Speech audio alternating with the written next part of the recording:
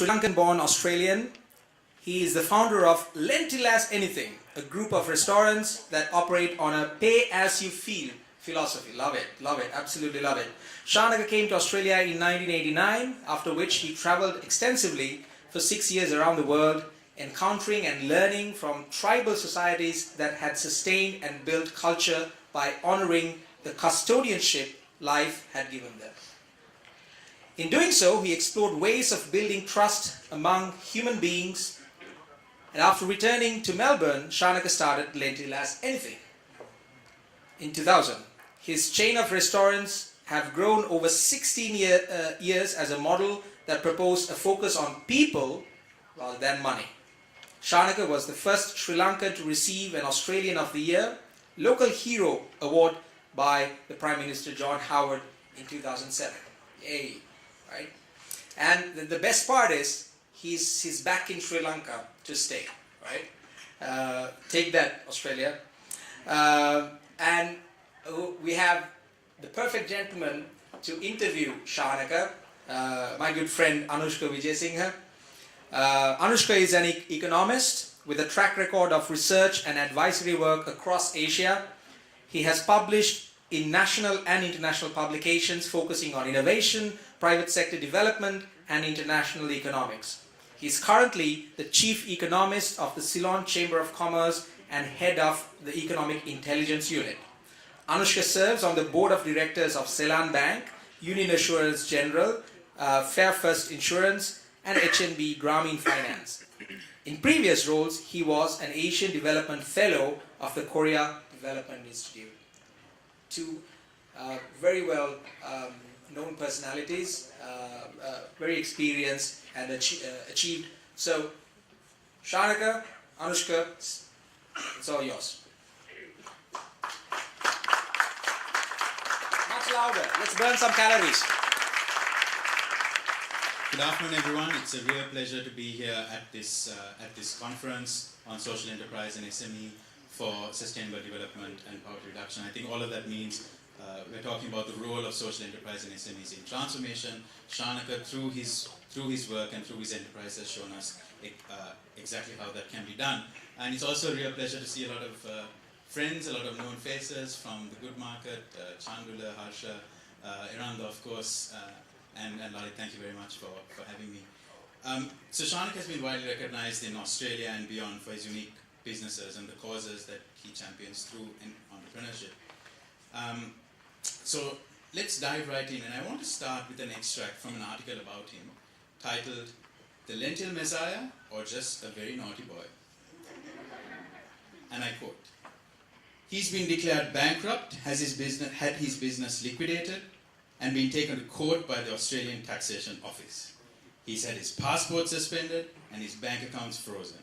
He's even been threatened with jail over unpaid parking fines. In some eyes, all of that would make Shanaka Fernando an inverted troublemaker, a man who acts as if he is somehow exempt from the laws that most of us live by. But in his own view, and in the view of many others, he's just trying to shake things up a little for the good of us all." So Shanaka, I'm going to ask you to start with drawing for us what was your personal journey that brought you to this stage and start some of the things that you started, and what were some of those early influences that had a role in shaping what you do now? Okay, hi everyone. Nice to be here, and I'm a proud Sri Lankan. After 27 years in Australia, I've decided to come back.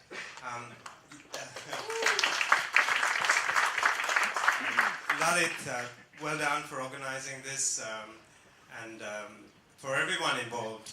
The amazing speakers, Amanda, great words and great encouragement, and yes, I enjoyed the minister's speech as well. It was wonderful and refreshing to hear the government being very sincere about connecting with community. So, wow. Where do I start?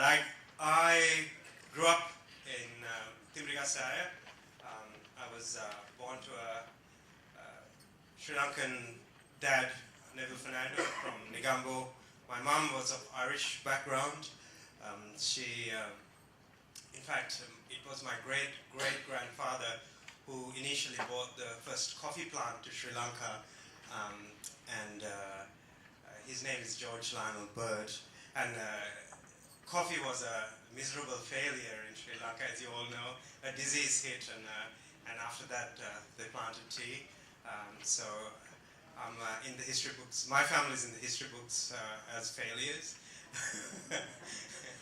And so I had a tradition to keep up, and I managed to fail my O-levels as well, which is very good. I grew up in troubled times in Sri Lanka. I was born in 1968, and throughout my growing years, I experienced war with the Maoists fighting, the JVP fighting for the rights of the peasant majority, and then the Tamil Tigers fighting for a separate state. And so my life was filled with cricket matches and sweet mangoes and baila dancing, but also bombs and assassinations, suicide bombings.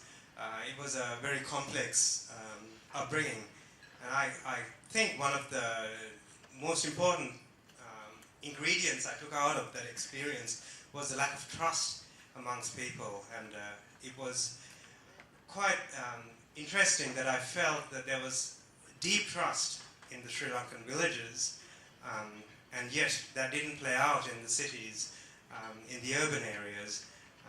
And my parents' maids would invite me to their village during the Sinhala New Year time, and it was fantastic to see all the sharing and the caring and the generosity that villagers almost inflict on each other.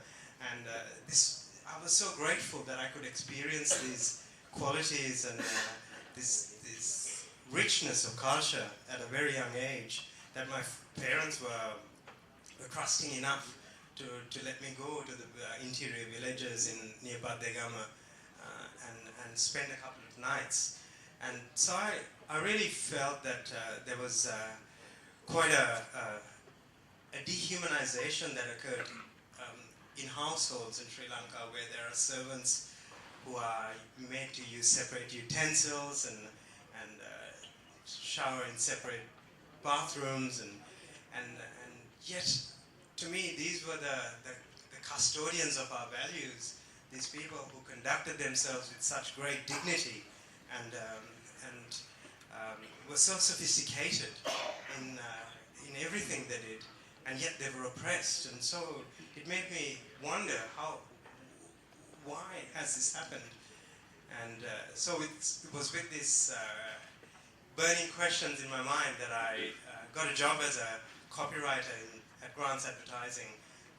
And then I was 19 years old, and we were the voice of the government. And I was sent to interview the Vaddas because the Mahaveli Dam project was taking away land in the Teldani area, which was traditional Vadda land. And civil society groups were very concerned about the loss of culture and the negative impact it would have on the Vaddas. And so I was asked to go and interview them and write an article that would allay these fears and say, hey, the Vaddas are very excited about being weaned into modern civilization, education, electricity. But when I went and interviewed the Vaddas, they said, no, so we just want to be left alone. Just, we want to live life as we have done for centuries. So when I came back, I lost my job because I couldn't write that article lying. And so I went to Australia, and my Australian journey was also quite an interesting one. I remember arriving in Australia, and I was quite scared because this country was so clean and organized, and it seemed like there were so many rules. And so there was initial confusion about what my identity was, and I found it easier to grab onto my Sri Lankan identity, and I took an interest in Buddhism and my Sinhalese culture as a means of asserting myself. And so I I went to become a Buddhist monk in a monastery, and unfortunately had an affair with a nun, and I got kicked out of the monastery. um, and so I got to have lunch with the Dalai Lama recently, and I told him how I slept with a nun and I got kicked out. And he thought that was quite cheeky. But I think overall, my journey getting to this point has been one of trying to find ways of connecting people, of looking beyond the rules, of empowering communities, of making sure that everyone, especially the people who are backward and reluctant and quiet, that they be given encouragement and they are included in our communities. And for those reasons, I started Lentil Is Anything, because I felt that when we measure ourselves by the money in our wallet, or the cars in our garage, or the palaces that we live in, I think we really miss out on an essential ingredient in life, and that is people connection. I think that's a good point as any to enter the next question that I had. So your business, and we'll talk about Lentil Is Anything in a minute, but your business has been called an anti-business business. And you have a very strong people-first philosophy. So if you could just run us through a little bit about what that really means for you. What are some of the elements that underpin that people-first philosophy? So when I started Lentil Is Anything, I decided to live without money, and I bought myself a tent, and I pitched it illegally in the tea tree reserve near the first restaurant. And so we would run this restaurant during the day, and then I would ride my bike to the tent, and that was my home. And the Australian government was at that stage introducing the GST legislation. It was a tax on goods, and as a business we were expected to collect 10% of our earnings and pass it on to the government. But because we are a pay-as-you-feel business and we didn't charge people any prices, it was very confusing for the government whether to treat us as a business or as a community service. And so I remember this Indian taxation officer walking into the restaurant and saying, "What's going on here?" And I said, "Well, we're serving people food. It's organic. It's vegetarian.